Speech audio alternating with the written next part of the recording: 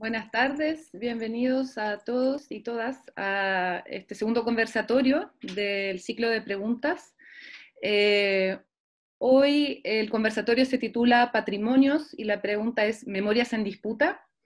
Y la bajada del conversatorio es la siguiente. El patrimonio es la evidencia material o inmaterial que sostiene la historia. En este sentido, es un discurso político que pone en valor principios, clases, estéticas y materias específicas. Por esto nos preguntamos, ¿existen múltiples relatos o memorias en disputa? Hoy contamos con la participación de 6 expositores que voy a presentar a continuación, y este también va a ser el orden de su participación en el conversatorio. Vamos a comenzar con el profesor Vladimir Ar, profesor del Conservatorio de Música. Su formación es de profesor de educación musical en la Universidad Austral de Chile, tiene un magíster en artes, mención musicología de la Universidad de Chile, y es doctor en musicología por la Universidad de Valladolid en España. El segundo expositor es Andrés Horn, arquitecto del Instituto de Arquitectura.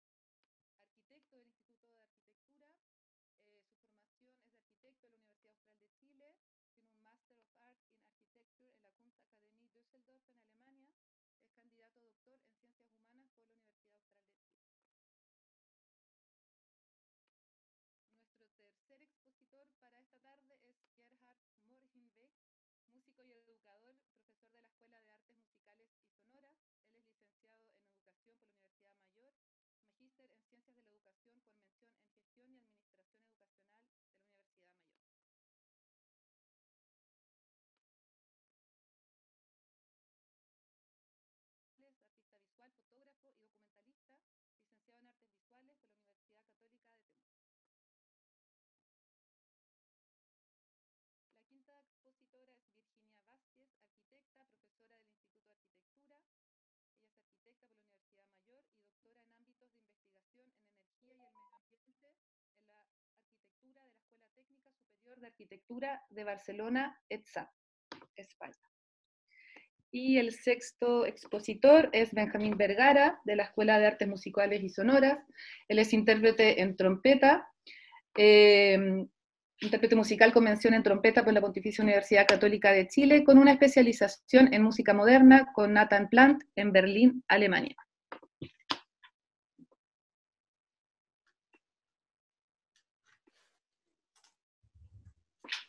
Así que doy la... ¿Quién va a hacer el... María José, ¿se cortó, parece? ¿Cómo? ¿Se cortó o se cortó? No sé si tengo yo un problema de comunicación o... Puede No, ser. No, disculpen, hay corte, se escucha entrecortado. Ah, ok. Aviso por si acaso se corta, vuelvo. María José, ¿estamos para partir entonces? Le damos la bienvenida al profesor Vladimir Barraza con su presentación. Gracias.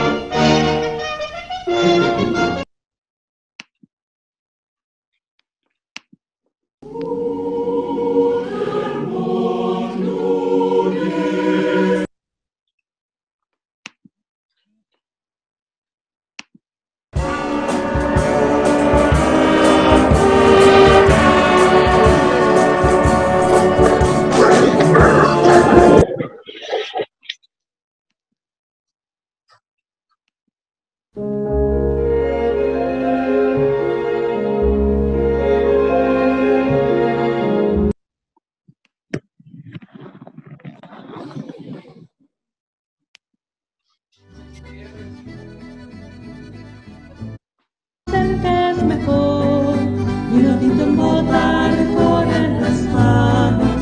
Sabino le tira una palla.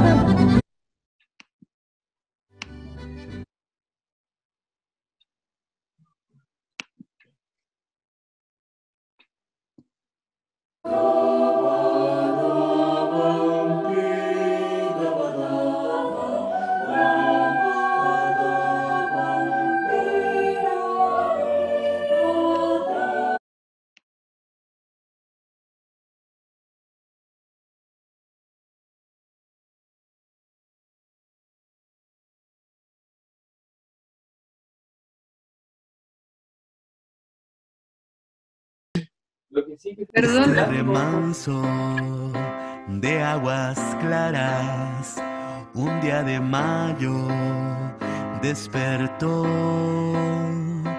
Era el otoño, años 60, la muerte en bote.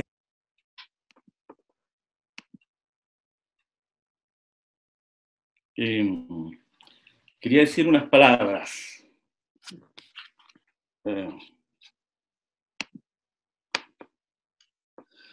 El texto y contexto musical.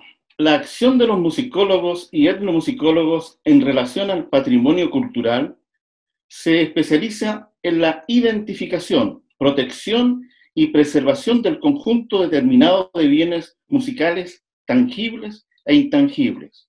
Por texto musical se puede entender, por ejemplo, una interpretación musical en vivo, un manuscrito, una partitura, una grabación, una película, anotaciones de campo de un etnomusicólogo o una restauración de grabaciones que con el paso del tiempo han adquirido un valor mayor al originalmente asignado y que va mucho más allá del encargo original. Ya en 1976, la antropóloga en música María Esther Greve definió en la revista musical chilena un doble aspecto de la música, su contexto cultural y su estructura musical. Por tanto, el propósito de la ciencia de la etnomusicología es el estudio de la música en la cultura. El patrimonio musical rescatado por el etnomusicólogo o etnomusicóloga es mucho más complejo y proviene principalmente de los pueblos originarios. En cambio, la musicología es el estudio científico de la estructura musical y de los fenómenos contextuales relacionados con la música. Su labor es la investigación del discurso musical en relación a manuscritos, aspectos teóricos y modelos musicológicos. Pero es innegable que existe un énfasis hacia el objeto de estudio de la, entre comillas, música docta de tradición europea. Y hoy las orientaciones de la musicología son muy diversas. La música en la cultura y otros problemas de investigación musical están minimizados por la musicología. Para terminar estas palabras, citaré un fragmento de la letra de la canción, entre comillas, Vuelvo a vivir, de Andrés Márquez, del año 1991, popularizada por Ullate, comillas, más justicia, menos monumentos. Gracias.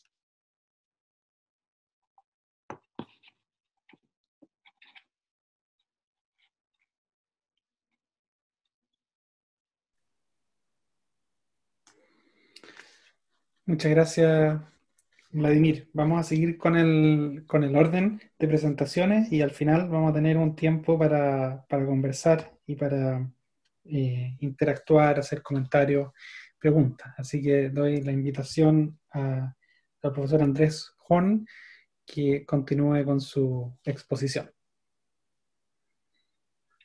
Muchas gracias. Hola, buenas tardes para todas y todos en esta oportunidad y felicitar a la decanatura por este ciclo de preguntas. Si bien yo no les voy a ofrecer ninguna respuesta, solamente les voy a entregar algunos otros materiales para poder incidir en el debate, la discusión y las aproximaciones que ojalá dentro de los colegas y los interesados de la facultad pudiésemos poder aunar. Por cierto, tampoco quiero generar expectativa aumentada respecto a esto, sino que es una visión bastante segmentada con respecto a lo que pudiese ser el patrimonio, y sobre todo desde la disciplina de la arquitectura, si bien está embebida con algunas teorías de corte postestructuralista, si bien el foco relacionado con el interés de esta presentación tiene que ver con el materialismo histórico, por tanto tiene esa carga y esa raíz marxista de desarrollo. Pero sí primero tenemos que preguntarnos si la pregunta es sobre patrimonio, si sobre memoria o si sobre disputas, las cuales no necesariamente están arraigadas unas con respecto a la otra, y podríamos encontrar efectivamente vínculos o distancia entre ellos. Y la relación de esto tiene que ver con que existe efectivamente trabajo en términos de los registros, las catalogaciones, las ascripciones, los cuales conllevan discursos, y esos discursos finalmente llevan a hegemonías. Esas hegemonías son las que finalmente terminan edificando un marco de catalogaciones y descripciones de determinados universos de repertorios patrimoniales, los cuales efectivamente, al paso del tiempo, pudiesen tener algún grado de disputa, controversia o desacreditación, según pasan los tiempos y según pasan las épocas. Pero para poder hacer ese ejercicio, en términos de lo que significa la hegemonía, podemos poner un ejemplo. Para quienes tengan que ver con el ámbito de las artes visuales, por cierto, esto es solo un ejemplo referencial, no quiere decir que tenga atracción indisoluble con respecto a esta obra, sino que tiene que ver con el ejemplo de la hegemonía. Habitualmente lo que se conoce en términos de la trascendencia tiene que ver con esto, una imagen, la imagen del cuadro. Pero en realidad el cuadro, dentro del cuadro hay una imagen, que tiene que ver con la obra. Pero por otro lado también tenemos el cuadro, que no es la obra, o el cuadro. Pero ese cuadro también tiene un contexto y una relación entre distintas partes. Pero esto no solo es la obra en sí misma, sino que tiene que ver con lo que Fredric Jameson propuso en términos del apetito, y ahora lo cito con respecto a la arquitectura, el apetito por la arquitectura, donde tiene que ver con la cultura de masas, el espectáculo y la captura de experiencias. Eso es, en realidad, la obra. La obra en un contexto físico donde solamente hay visitantes, muchos visitantes, que tienen una aproximación distante con respecto a lo que pudiese ser una obra emblemática o hegemónica como la que se presentaba al inicio. Pero, controversialmente, en realidad, quienes tienen mejor acercamiento a esta obra son las personas que no la visitan. El personal de seguridad, el personal de aseo del museo, tienen efectivamente la posibilidad de accederse en un contacto directo con una determinada obra en particular. Ahí las estructuras y discursivas hegemónicas empiezan a craquelarse. Ya no es lo mismo en términos de la experiencia de tener esta imagen como tenerla de forma mucho más directa y mucho más personal. Luego, efectivamente, esas relaciones de discurso y de hegemonía finalmente tienen que ver con una manera de ver las cosas, que son construcciones culturales, son construcciones históricas y que se van heredando en el tiempo. La herencia que esté relacionada con el patrimonio arquitectónico básicamente tiene que ver también con un cierto enamoramiento de determinados autores y de determinados trabajos que terminan endosando y repitiendo cíclicamente algunas definiciones, algunas catalogaciones y algunas descripciones. Por tanto, lo que nosotros nos preguntamos efectivamente es qué es lo que vemos cuando vemos cosas. Y qué es lo que vemos o qué asignamos a estos elementos que, comillas, están categorizados como patrimonio. ¿Son efectivamente lo que nos dicen? Lo que, por ejemplo, la revista En Viaje en el año 1970 dijo que, por ejemplo, Valdivia es un lugar donde usted elige el paisaje. Quiere decir que en realidad habría una forma de ver Valdivia a través del paisaje, pero también tenemos las cosas que ven a la derecha de la imagen. Algún grado de ascripción y valoraciones con respecto a algún tipo de edificaciones, pero por otro lado, paralelamente y contradictoriamente, del mismo periodo, cosas en abandono. Abandono aparente, quizás, pero sigue siendo abandono. Entonces, tenemos esta disputa entre la universalización y homogeneización de los discursos y las relaciones y las ascripciones en relación al patrimonio, pero que por otro lado, también nos invita a poder construir un cambio en la mirada y construir unas nuevas valorizaciones. Esas nuevas valorizaciones, por cierto, necesitan un atrevimiento y un riesgo. No se vende. Es una respuesta a un proceso con respecto a determinadas prácticas que se dan en los ambientes económicos y culturales en los cuales habitamos. Pero se puede. En ese sentido, hay trabajos que tuve la oportunidad de desarrollar junto a la profesora Vázquez o al profesor Olivares en relación a poder darle una nueva vuelta a la metodología con las cuales se escriben y se catalogan universos patrimoniales o entornos urbanos en el caso de los inmuebles de conservación histórica. Y por otro lado también está el trabajo desarrollado junto con los colegas Osorio, Becker y Olivares también, donde se propuso una metodología diferente para poder abordar la forma de catalogar y escribir universos culturales a través de distintas prácticas. Lo cual, en nuestra proposición, era una arquitectura insurgente, que es distinta a la arquitectura espacial o arquitectura social, que son parte de las dos corrientes preestablecidas. Y eso quería decir que tiene que ver con una actitud, primero, de la construcción democrática y colectiva con respecto a estas valorizaciones, no es un elemento hegemónico ni tampoco jerárquico, sino que tiene que ver con una relación distinta. Tenía que haber también una mirada local y territorializada con respecto a lo que eso es. Por tanto, no es la importación de un modelo de adscripción o de valoración de elementos, sino que tiene que ver con la posibilidad de asignarse y el valor de poder construir genealogías diferentes con una mirada local, y aparecen en estas cosas. Esto es nuestro territorio, probablemente. Como así lo hay otros también. Pero eso es lo que nosotros podemos ver en esa construcción democrático-colectiva que se anunciaba anteriormente.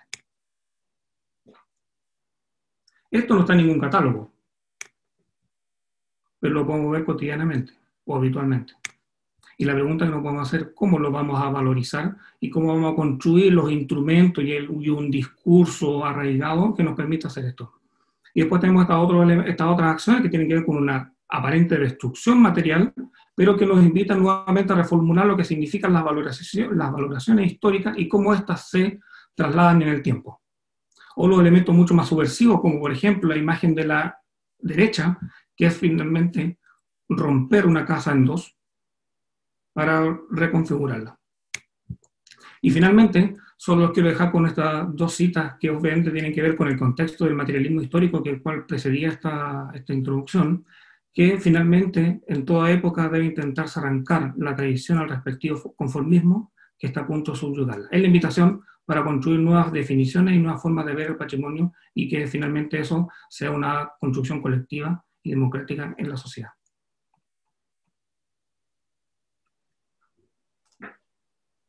Muchísimas gracias, Andrés. Vamos a continuar con la próxima exposición a cargo del profesor Gerhard Mongelbeck.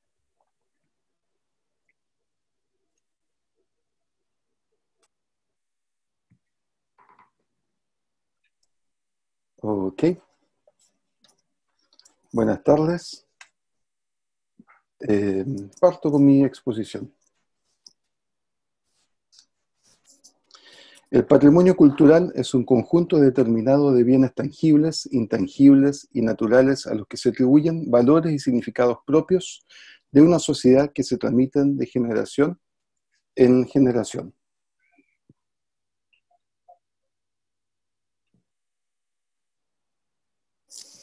El patrimonio cultural es una representación simbólica de la identidad, una construcción social que diferencia un ideario colectivo de otro, una memoria colectiva, también un vínculo material e inmaterial hacia el pasado.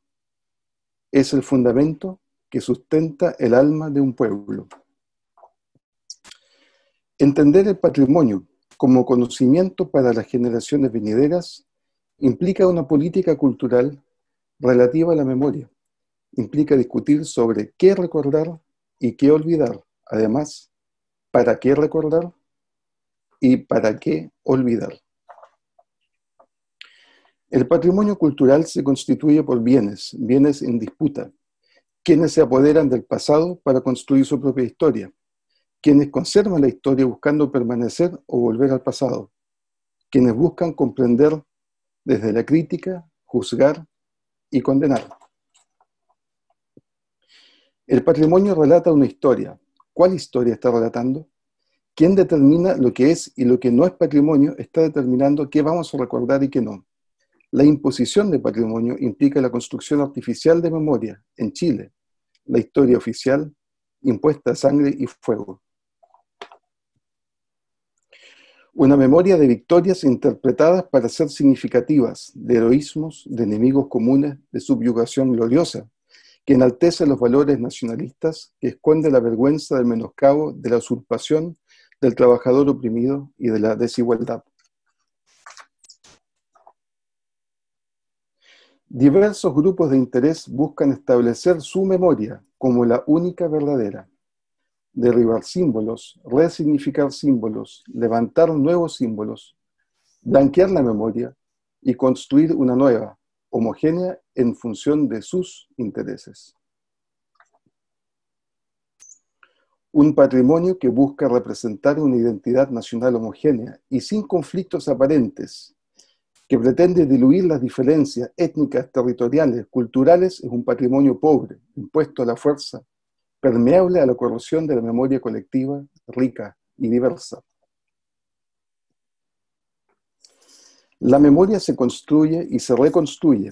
Es siempre un campo de disputas, de visiones contradictorias enfrentadas, reflejo de las dicotomías del pasado y del presente. La controversia, alimentada por la frustración de unos y otros, lleva a la fractura de un pueblo que no sana sus heridas.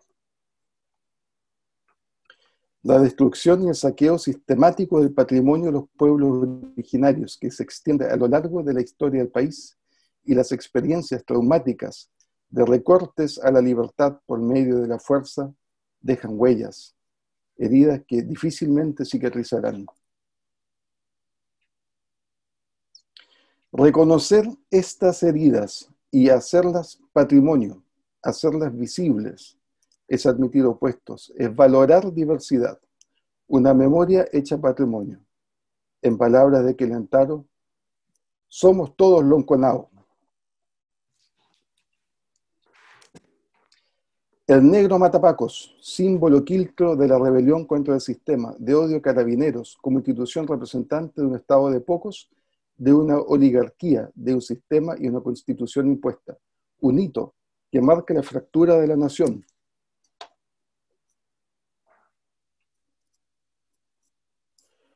¿Cuál es nuestro patrimonio musical? Aún no hay consenso. ¿Es toda la música nacional? ¿Será tarea de especialistas musicólogos o será la memoria colectiva mayoritaria la que deba determinar? ¿Renunciamos a Enrique Soro para dar paso triunfante a Américo?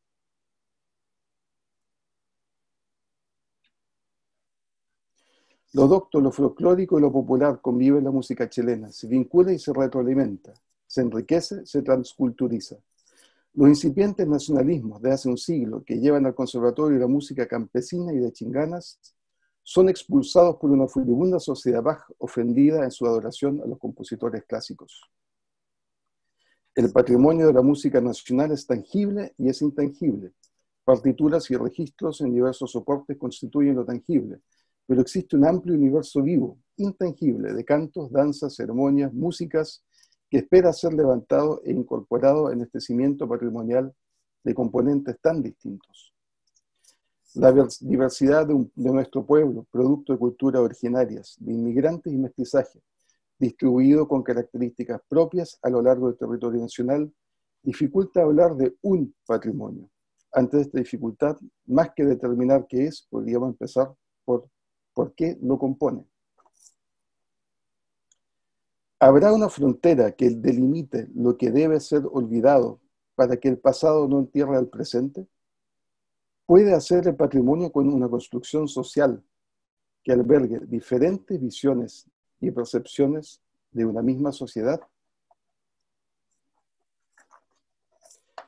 El patrimonio implica memoria, duelo y trauma, que no se puede ignorar, que no se debe olvidar. La representación de una nación a través de objetos, lugares, costumbres y expresiones vivas de las artes requiere de una memoria colectiva que les asigne su significado. La construcción de la memoria y la definición del patrimonio nacional como expresión simbólica de una identidad son vinculantes. La construcción del patrimonio por medio de la práctica democrática puede otorgar legitimidad, puede contribuir a una sanación y a una unidad dentro de lo diverso, un nosotros que lo piensa, lo imagina y lo relata de muchas maneras distintas. El patrimonio debe ser el resultado de la construcción social colectiva en que convivan memorias cercanas y opuestas que den cuenta de diversidad, inclusión y tolerancia en el marco de una cohesión fundada en derechos igualitarios, de libertad individual sin ataduras de homogeneización social. Gracias.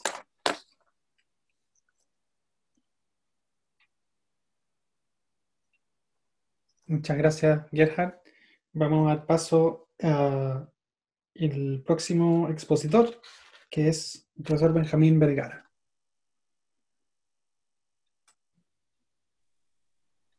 Es Rodrigo Torres el próximo. Perdón, disculpas, tengo un error aquí en mis notas. Vamos con el profesor Rodrigo Torres, como bien dice María José. Gracias.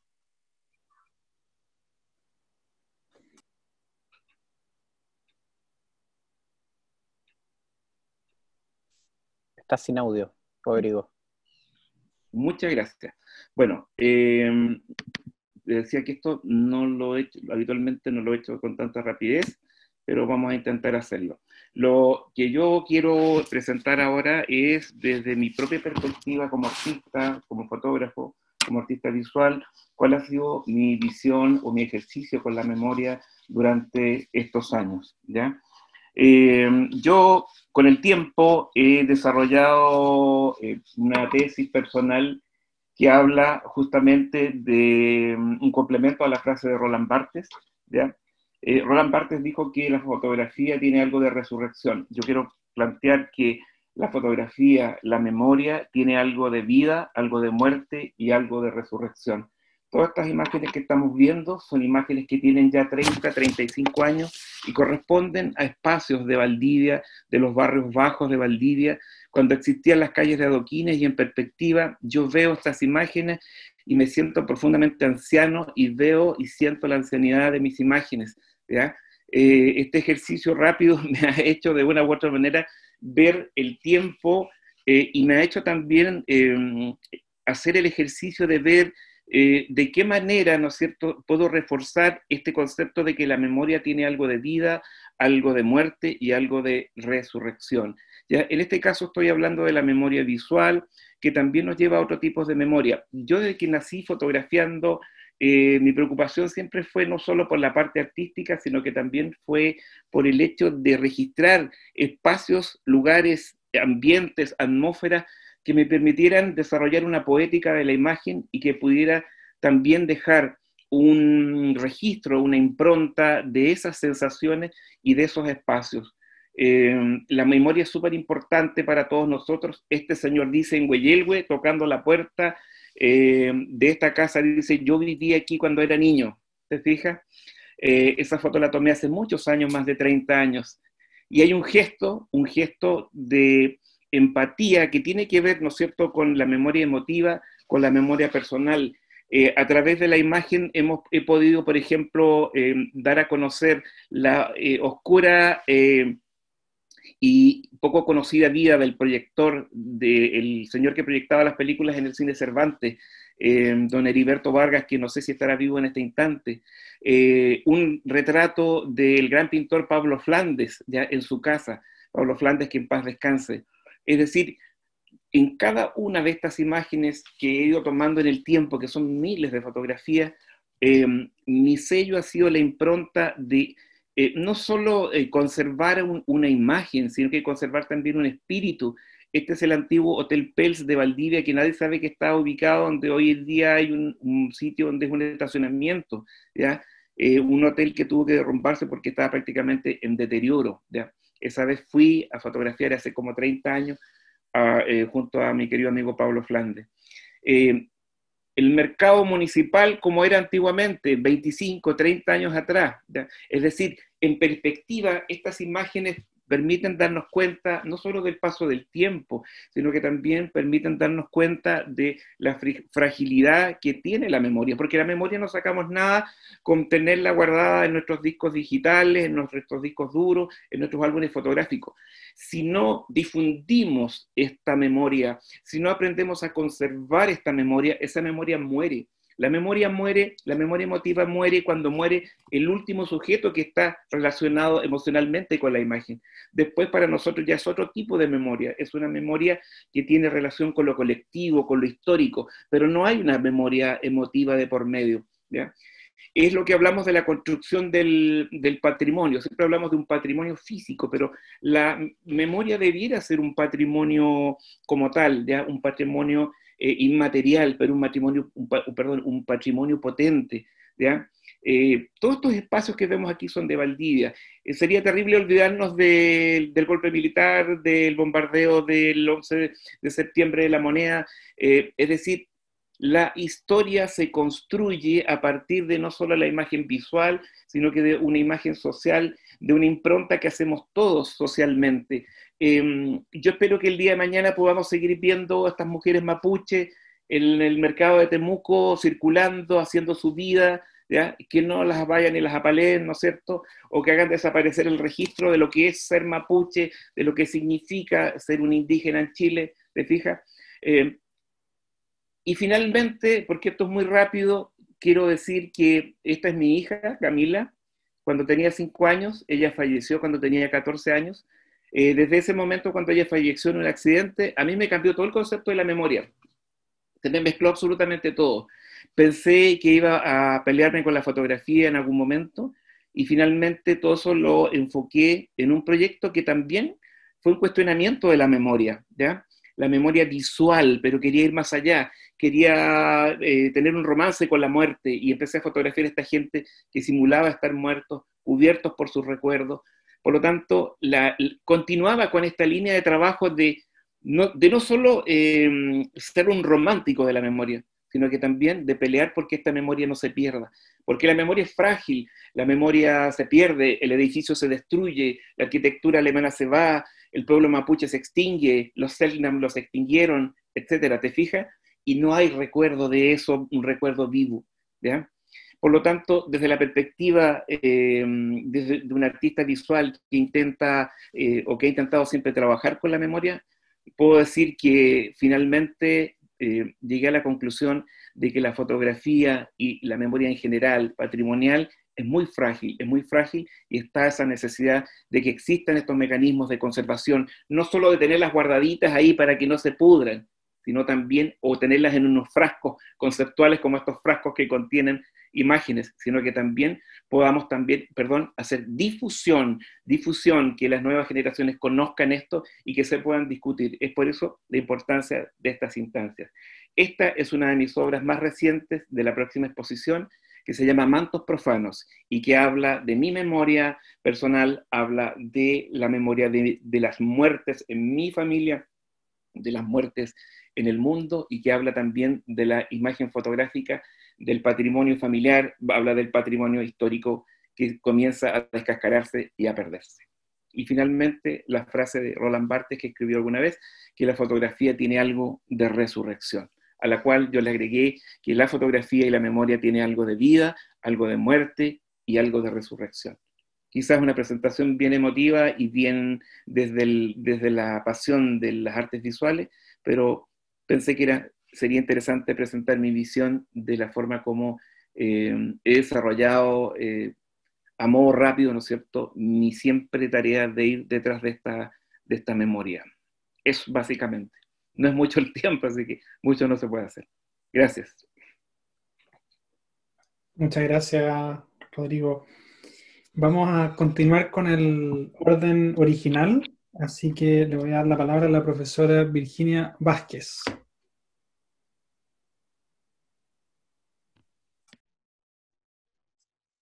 Gracias, decano. Gracias, Rodrigo, por tu exposición, muy, muy, muy del corazón, y gracias por compartirlo. Gracias, Vicky. Bien, yo a la mayoría de los que están probablemente no los conozco en persona, pero los he carteado muchas veces, un gusto conocerlos al menos en pantalla. Viendo un poco los temas del tema de hoy, digamos, y las diferentes vertientes disciplinares e interdisciplinares que tributan al tema de memorias en disputa, principalmente lo que voy a presentar hoy día se dispone en una historia particular, así como lo acaba de mencionar Rodrigo, que tiene que ver con su historia de vida. Yo quise volver un poquito al origen y hablar de las memorias y las disputas, digamos, no son sino que finalmente me faltó una tilde, perdón, él o la que la posee o el que la interpreta, o sea, ¿cuál es esa dicotomía, esa sincronía que nosotros conocemos entre lo que se capta, lo que interpretamos y finalmente la memoria, que es la que subyace bajo lo que observamos? Fundamentalmente, las aproximaciones que he hecho son desde el borde cultural, ¿no es cierto?, que tiene que ver con un viaje que realicé hace un par de años y que efectivamente me hizo comprender desde el contraste muchas cosas relacionadas con la noción de patrimonio que rompen las concepciones tradicionales dispuestas por los numerosos, ¿no es cierto?, cartas, tratados, que si bien es cierto, tienen una vertiente académica y muy formalmente acotada, finalmente la comprensión radica, por lo menos para mí, en más allá de esa formalidad. ¿A qué me refería con la historia, con lo trazado? Yo cuando era estudiante en mi proyecto de título realicé un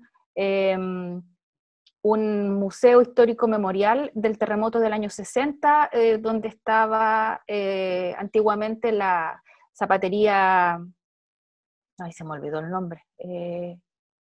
Andrés, ¿me puedes ayudar?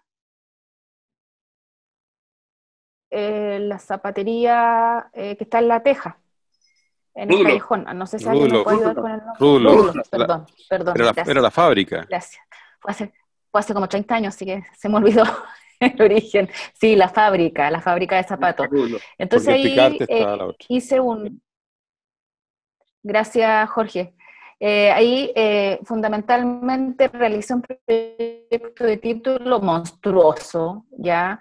Ustedes pueden ver aquí en la planta, a mano izquierda, en la parte inferior de la diapositiva, que fundamentalmente era un museo que tenía muchos metros cuadrados. O sea, ahora sería impensable, digamos, que hiciera un proyecto de esa magnitud, pero estamos hablando de el sueño de todo titulante, digamos, que quiere reducir, meter la imaginación y el mundo en un proyecto de título, que partía con la colonización, con la precolonización que hicieron los españoles y todos los corsarios ingleses y holandeses que llegaron a los pueblos mapuches, que partía en la parte superior izquierda, y finalmente terminaba con un desarrollo que se metía al agua, que entraba al agua, y que era una especie de construcción de toda esta solidez que se marcaba durante la colonización, que tenía que ver con los fuertes españoles, ¿no es cierto?, con todo el sistema fortificado, y que finalmente en el año 60 se desconfiguraba y se diluía en un terremoto y en un maremoto, ¿ya?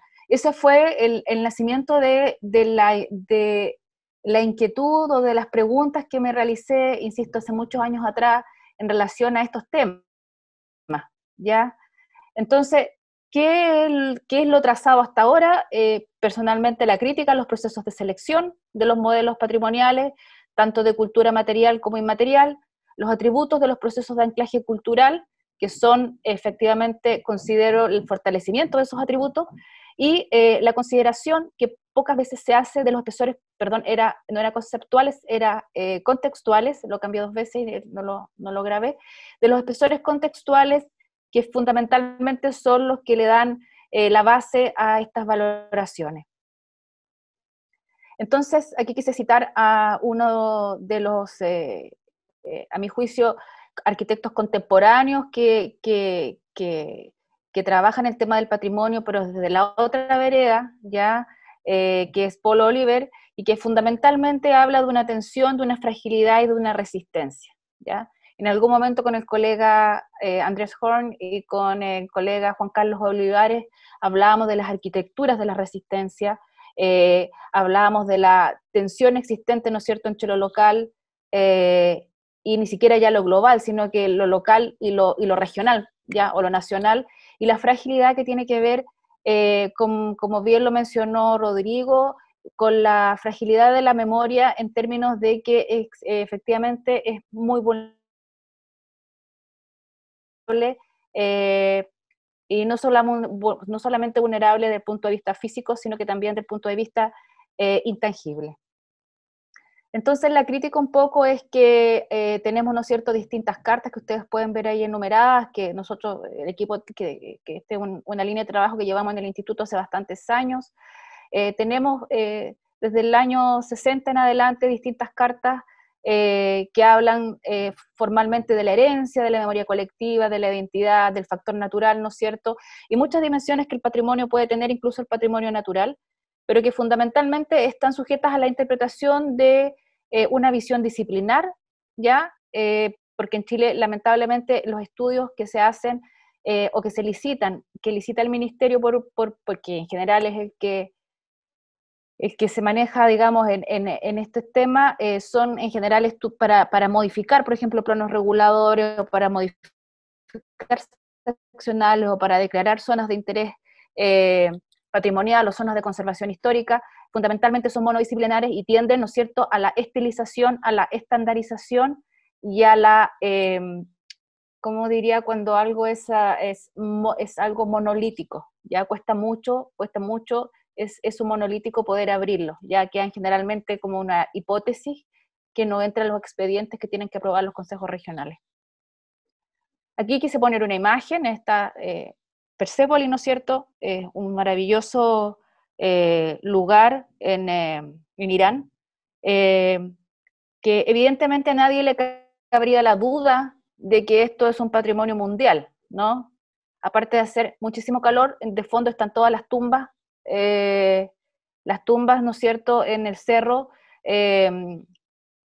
de la élite de la sociedad, ¿no es cierto?, de Persépoli. A nadie se le podría ocurrir que esto no es patrimonio, y evidentemente los recursos, como ustedes pueden ver ahí, en restauración y conservación, son ampliamente, ¿no es cierto?, trabajados constantemente, no solo por el gobierno de Irán, sino que también por las políticas internacionales. Otro ejemplo, Camboya, que no consta de ninguna protección, como podríamos mencionar, legal, que son descubrimientos que yo he ido haciendo a lo largo, digamos, desde el proyecto de título, lo de Persépolis también, donde fundamentalmente uno empieza a acercarse con esta otra vereda, ¿no?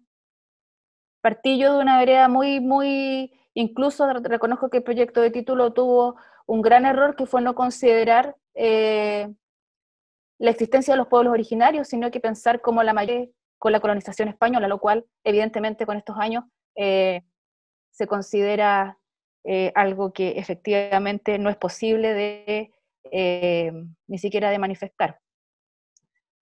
Después vienen estos pastos, pasamos a nuestro sur, pasamos a nuestro Valdivia. Como bien lo nombró el profesor Horn, es un estudio que se realizó el año 2010, que marca un precedente a nivel nacional por ser un estudio, un piloto, que es el diagnóstico del patrimonio cultural de la región de Los Ríos, el año 2010, perdón, donde un grupo no solo de colegas del instituto, sino que de otras facultades y de la dirección museológica participan en este catastro, diagnóstico, jerarquización de patrimonio cultural regional, que no se ha actualizado, pero que sí se ha replicado en otras regiones, lo cual nos presenta un repertorio bastante interesante, pero que también tiende a mantener los patrones estilísticos, ¿no es cierto?, y conservadores que nosotros vemos habitualmente en estos inventarios. Aquí quise poner a la izquierda, este galpón estaba, Camino a los Lagos, era maravilloso, hace 3 semanas pasé, ya no está. Arquitectura rural productiva, que tiende con la memoria del territorio y de las personas que trabajan en ese territorio, no solo, y aquí empiezo a hablar de las memorias, digamos, estas memorias que cuando tienen distintos atributos y distintos espesores. No sé cómo voy con el tiempo, si me pasé ya. Ya, termino. Entonces,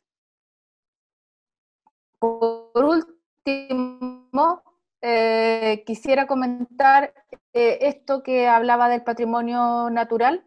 Este es vista aérea del puerto de Hambre, en el estrecho de Magallanes, donde efectivamente aparecer patrimonio podía tiempo inexorable, ¿no es cierto?, pero que fundamentalmente llegamos a comprender que existe la ciudad Rey Don Felipe, que se hacen estudios y que finalmente aflora un patrimonio que permite que como arquitectos nosotros digamos, y un trabajo de arquitectura del paisaje se puedan proponer distintas maneras de puesta en valor de este puerto de Hambre y esta ciudad Rey Felipe, donde se encontraron los cañones hace breve tiempo, digamos, y que marca un hito, por supuesto, histórico respecto de la ocupación son del territorio.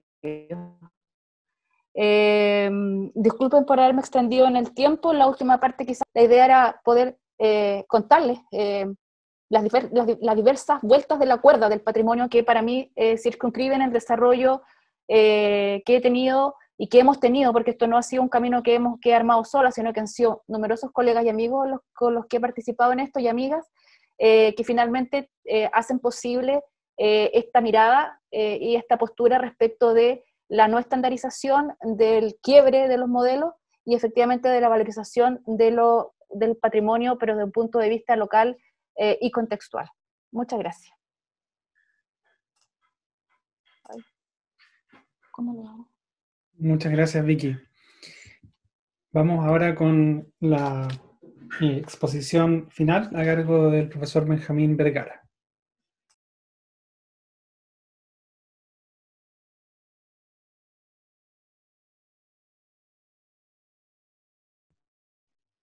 Ahí está. Muy buenas tardes. Gracias a todas las colegas y colegas que expusieron antes que mí. Bien, cuando yo recibo esta invitación hace un par de semanas, respecto de... Un segundo.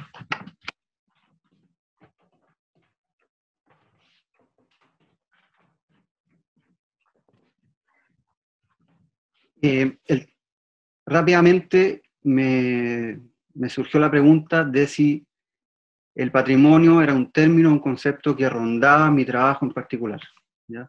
Y voy a hacer algo autorreferencial porque, digamos, si no, parte de uno mismo, ¿de a dónde? Y la verdad que es un concepto que no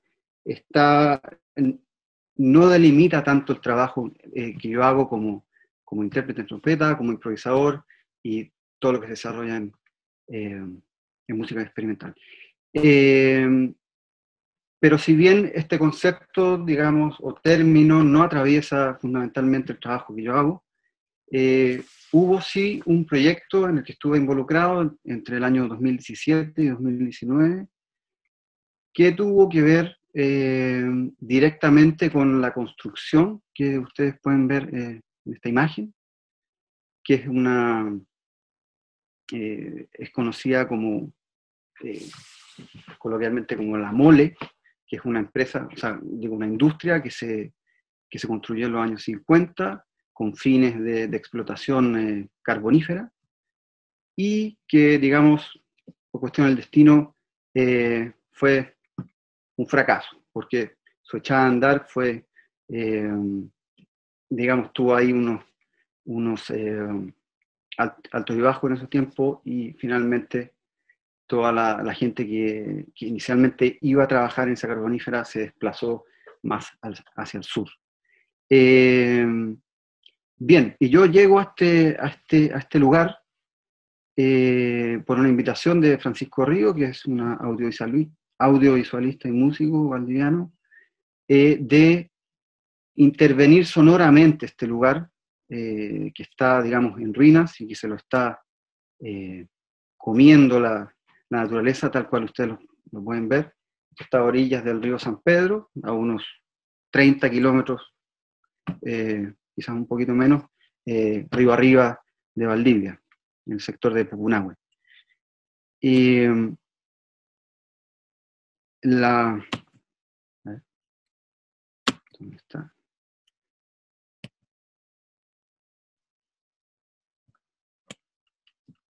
La invitación,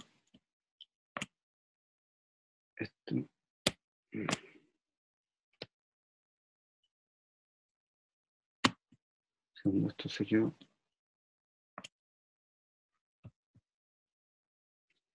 Se quedó trabado esto. Bueno, en fin, la invitación era a intervenir sonoramente, como dije, este edificio en ruinas, este edificio de concreto, y estuvimos yendo desde el año 2007 hasta el año 2019, y se intervino sonoramente en todas las estaciones del año, y se hizo registro de digamos, de todo, de todas las variantes que habían dentro de las distintas estaciones del año, y lo que yo como intérprete o improvisador podía dialogar con esa construcción y con ese lugar, con todas las propiedades de resonancia que ese lugar tiene. Denme un segundo, que no sé qué.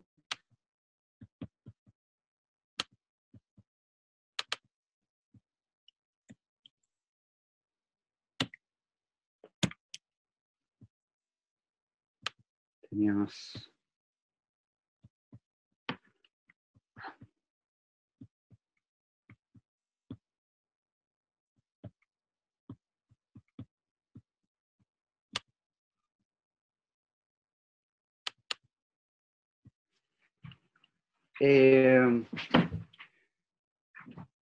Y bien, eso,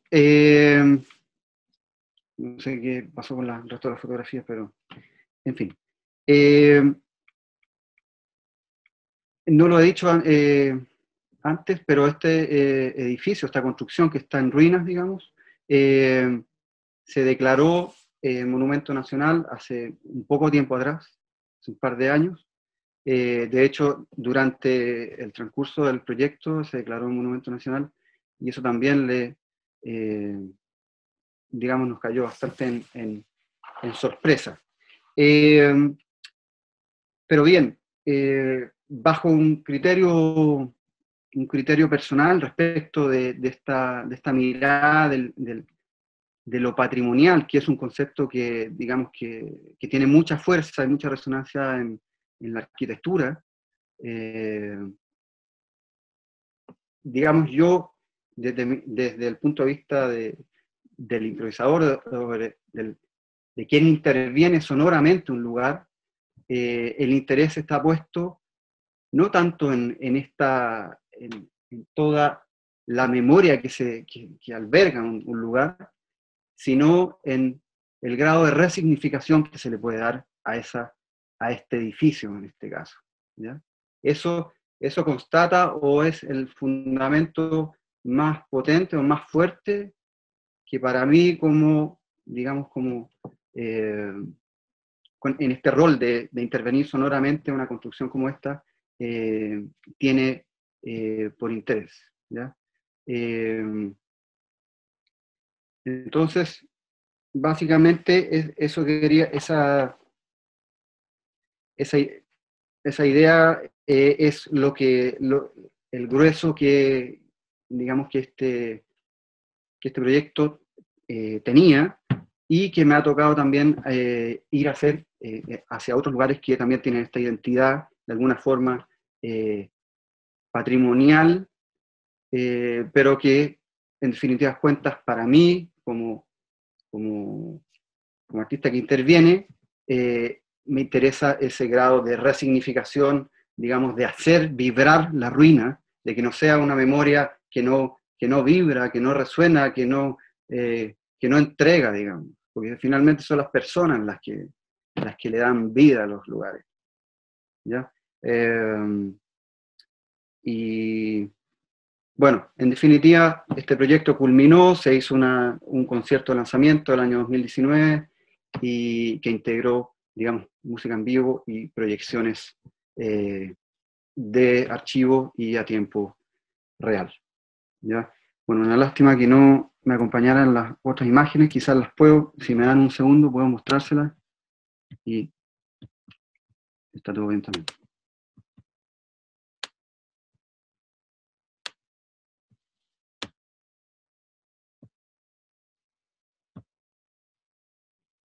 Creo que me queda algo de tiempo.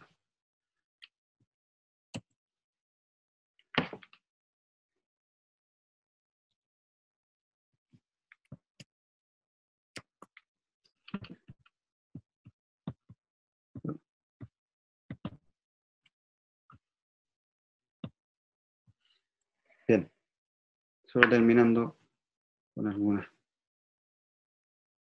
imágenes de lo que fue el registro durante estos 2 años en este edificio declarado Patrimonio Nacional. y el lanzamiento posterior.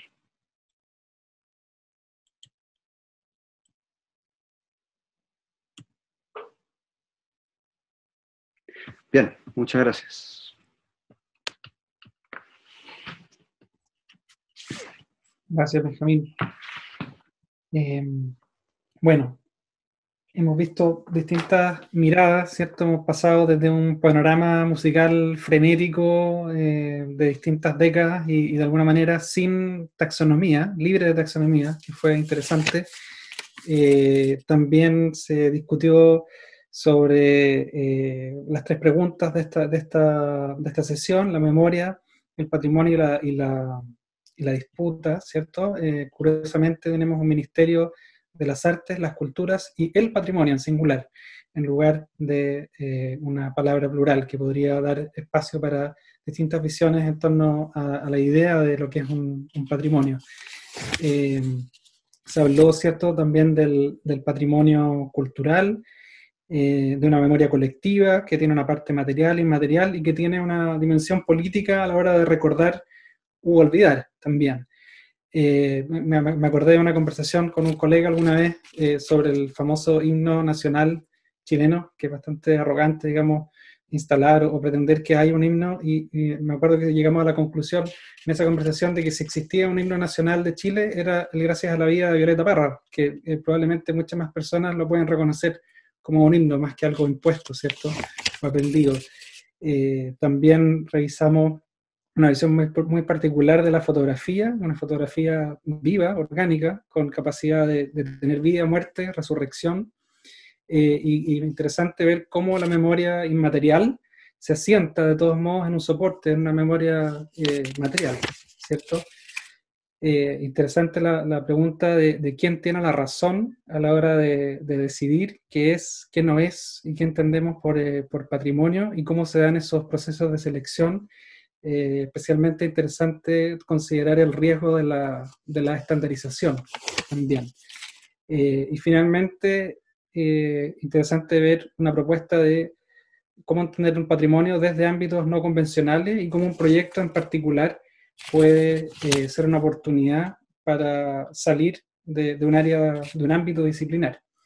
Así que me gustaría dejar la palabra para quienes quieran comentar, preguntar, y podamos establecer una conversación en unos 15 minutos en base a las exposiciones que hemos podido mirar y escuchar. Doy la palabra.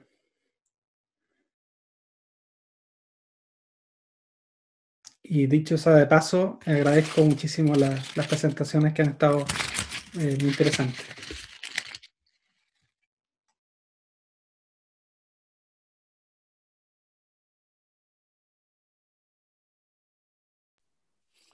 Felipe. Adelante, Jorge. Acá Jorge Garrido. Quería agradecer personalmente a Rodrigo. Bueno, también agradecer por supuesto al resto de los expositores, pero particularmente a Rodrigo porque tenemos una raíz conjunta, ¿no?, que es el hecho de haber nacido y crecido en esta ciudad. Y él ha hecho, creo que una labor extraordinaria, ¿no es cierto?, sacando adelante con mucha persistencia un registro que no sé si tiene que ver con una intención clara de dejar trazas de memoria, ¿no? Y en ese sentido me gustaría como conocer cuál ha sido su principal motivación para ir detrás de este imaginario que es tan sensible, que es tan empático con lo que es Valdivia, y por eso que emociona, yo creo que en cierta medida. Por eso lo hace cercano y accesible, porque es muy propio, es muy colectivo a la vez. Entonces quisiera como que ahondar un poquito en esa figura. Yo sé que él es un autor incansable, pasa de la fotografía, pasa de la imagen fija a la imagen audiovisual, sin ningún complejo, cosa que admiro mucho de él, y logra dejar una sensibilidad puesta ahí.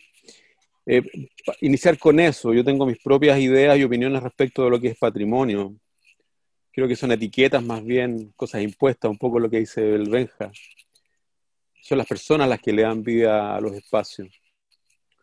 Estamos un poco sujetos a una institucionalidad que nos obliga a observar de pronto cosas que no son tal, digamos.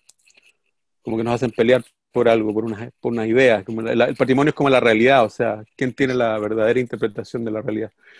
Yo, si me permites recoger si me permiten recoger tu inquietud, Jorge, primero señalar que, bueno, no vamos a hablar de edades, pero estamos más o menos los dos por ahí como por los 30, 35, tú y yo.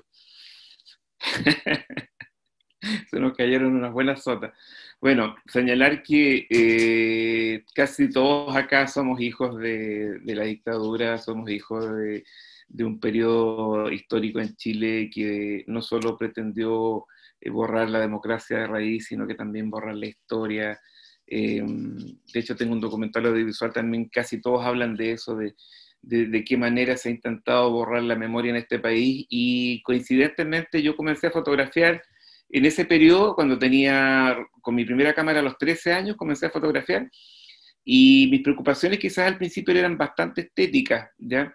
Pero siempre sentía una pasión por todas las cosas que tenían como vida, que tenían como un sabor añejo, porque en ese entonces no lo sabía, pero en el fondo intuitivamente sentí, ¿no es cierto?, sabía que el tiempo es el que ennoblece valóricamente las cosas, ¿ya? Los objetos, las personas, los recuerdos,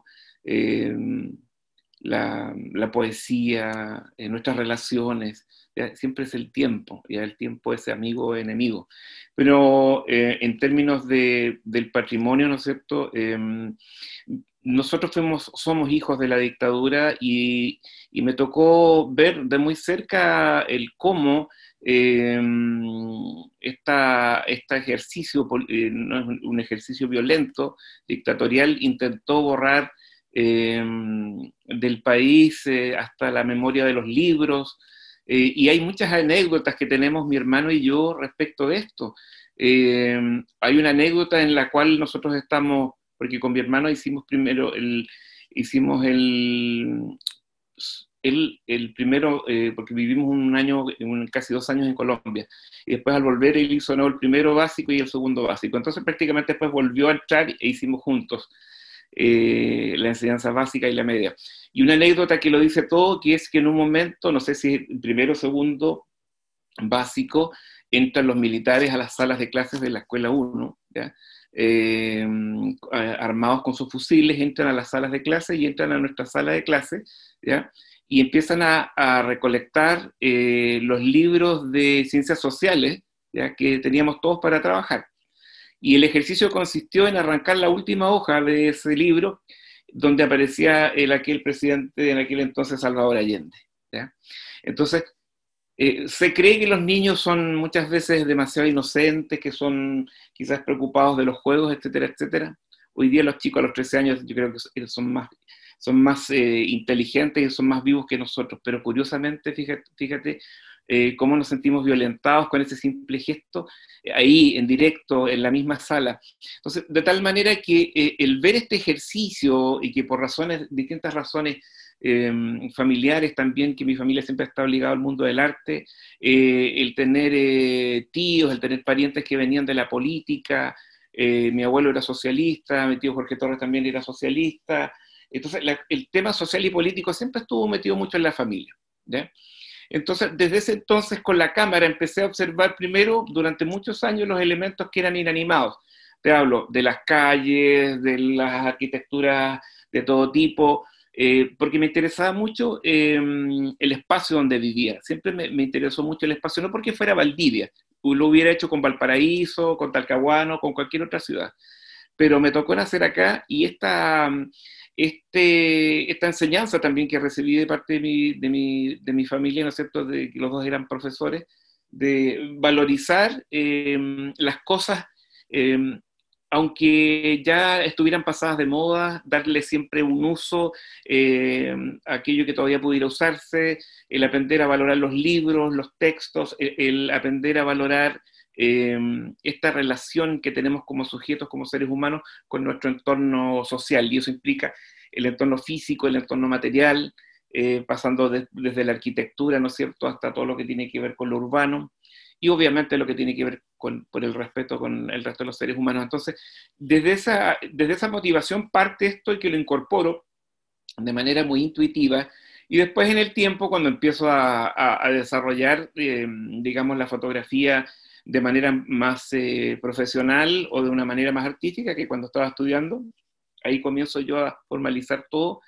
Ya estaba montado en este caballo de la memoria, de esa memoria visual, primero que nada esta memoria visual, que obviamente a la medida que tú creces vas ampliando tu conocimiento, tu acervo cultural, y empiezas a ver que de lo visual también se desprenden muchas cosas. Y a modo de ejemplo, y como para no alargarme más, me pasaron varias anécdotas, como por ejemplo, tú sabes que aquí en Valdivia las casas se queman misteriosamente, sobre todo las patrimoniales, ¿ya? Hemos visto ejemplos, los que somos de Valdivia, como hermosas arquitecturas alemanas se han quemado de la nada, casas que están en disputa, que son propiedades de pronto de varias familias, no sé, o que son estas, ¿cómo se llama? No sé si son tercerías, tiene un nombre técnico eso, ¿cómo que se llama cuando muere el finado y le legan todo a toda la familia a los hermanos? Tiene un La nombre. sucesión, la sucesión. La sucesión, ¿ya? Bueno, empecé a entender así ¿Viste que somos viejos? ¿Viste que somos viejos? Sí, sí. La foto maldita, ¿ya? Tengo muchas fotografías de casas hermosas, no solo alemanas, sino que casas, edificios que eran parte de la ciudad y que a los meses, a los años se quemaron, ¿ya? Entonces yo decía que mi lente tenía algo maldito porque cada vez que fotografiaba algo que me interesaba, sobre todo si era material, se quemaba, ¿ya? Y después en perspectiva, claro, tú lo ves en perspectiva y vemos que incluso encontré en un álbum familiar una foto donde estás tú, Jorge, que tienes como 5 años en un cumpleaños, y no nos conocíamos, no nos recordábamos, nunca lo hubiéramos sabido que estuvimos juntos cuando éramos pequeños en un cumpleaños de un entre comillas, compañero, amigo, no lo sé. Pero, y ahí se está ejecutando este mecanismo de la memoria. Pero nada se construye de la mañana, de la noche a la mañana. Todo esto se construye en un proceso largo. Imagínate, yo llevo más de 32 años haciendo clases, más de 35 haciendo fotografía. Entonces, son procesos largos, son procesos en los cuales tú puedes armar una memoria, tú puedes constituir, ¿no es cierto?, un acervo visual o de patrimonio en la medida que tú tengas la disciplina de estar constantemente en ese ejercicio, ¿ya? Cuando no está el ejercicio de ir al rescate del patrimonio, al rescate de la memoria, o ponerla en valor, o crear instancias para que se visibilice, se pierde, ¿ya? La memoria no existe. Lo que queda es un objeto de memoria, que es algo físico guardado en un álbum, y ahora más que nunca perdido, guardado en un computador, ¿te fijas? Entonces, yo pienso que lo que falta en general hoy en día, sobre todo en Chile, que es un país que tiende a olvidar todo, por política, por compadrazgo, por qué sé yo, por razones monetarias, económicas, ¿ya? Aquí la memoria se ha prostituido de una manera pero increíble, ¿ya? No solo la memoria visual, sino que la memoria cultural, la musical, la poética, la arquitectónica, es decir, todos los que estamos acá hoy en día tenemos dolores que nos provocan, heridas, perdón, que nos provocan profundos dolores desde la perspectiva de lo que para nosotros, en nuestros diferentes quehaceres, lo consideramos como una memoria sensible, ¿ya? Y eso puede ser patrimonio o no, pero en el fondo todos somos de alguna u otra manera portadores de este patrimonio y de esta historia. Básicamente es eso, es decir, yo lo atribuyo a este ejercicio constante, ¿ya? Que te permite estar siempre en lo mismo para mirar con perspectiva y descubrir de pronto, mira qué interesante esto, que lo hice en un tiempo rápido, pero y lo agradezco, se los agradezco mucho que me hayan invitado, porque sabes tú que en el fondo me permitió ver que urgentemente tengo que no solo reorganizar mi archivo fotográfico, sino que empezar a separarlo también por temáticas que tienen que ver con la memoria, con lo arquitectónico, con lo social, ¿te fijas? Y no solo de Valdivia, sino que en general de todo el trabajo. Y creo que ese es un trabajo, podría ser un tremendo proyecto o no, por lo menos para mí podría así serlo, pero va por ese lado los tiros, querido amigo Jorge. No sé si eso responde a tu pregunta. Muchas gracias, Rodrigo. Muchas gracias. Un abrazo. Y Jorge, si no me equivoco, Andrés Peto tenía la palabra pedida o no sé. Creo que lo vi, ahora no. Si hay alguien más que quiera... ¿Sí, Andrés? Sí, gracias, Felipe. Sí, bueno, yo solo quería decir dos cosas muy breves y era lo primero agradecer a la decanatura por este espacio de discusión, de presentar preguntas, de conversatorio. Excelente. El horario es lo único para los viernes, pero lo demás fantástico. Y también agradecer a todos los expositores la generosidad que han tenido en las exposiciones, especialmente al profesor Rodrigo, ¿no? También con su presentación, quería como decir eso. Así que nada, gracias a todos por las presentaciones. Eso. Gracias, Andrés. Yo creo que aún tenemos tiempo para un par de preguntas más, comentarios o inquietudes a partir de la temática o de otras temáticas que vayan emergiendo también.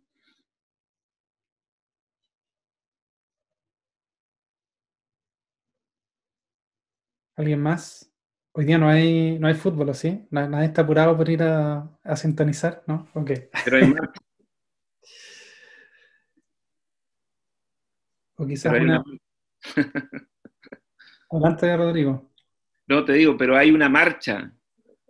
Ah, ok. Ok. Bueno, si no hay más preguntas, comentarios, solo queda darle las gracias a todas y a todos. Ojalá que podamos convocar a más personas para que se sumen a esta reunión, que es todos los viernes a las 6 de la tarde. Y estoy muy agradecido de las presentaciones de hoy. Estamos grabando, así que en algún momento van a estar disponibles en alguna plataforma. Y eso nada más, les reitero el agradecimiento y espero que tengan un excelente fin de semana y nos veamos el próximo viernes en el mismo canal a la misma hora. Gracias, decano. Un abrazo. Chao, gracias. Gracias, chao, chao. A todos. Chao, buenas. Chao, chao. Chau, chau. Muchas gracias.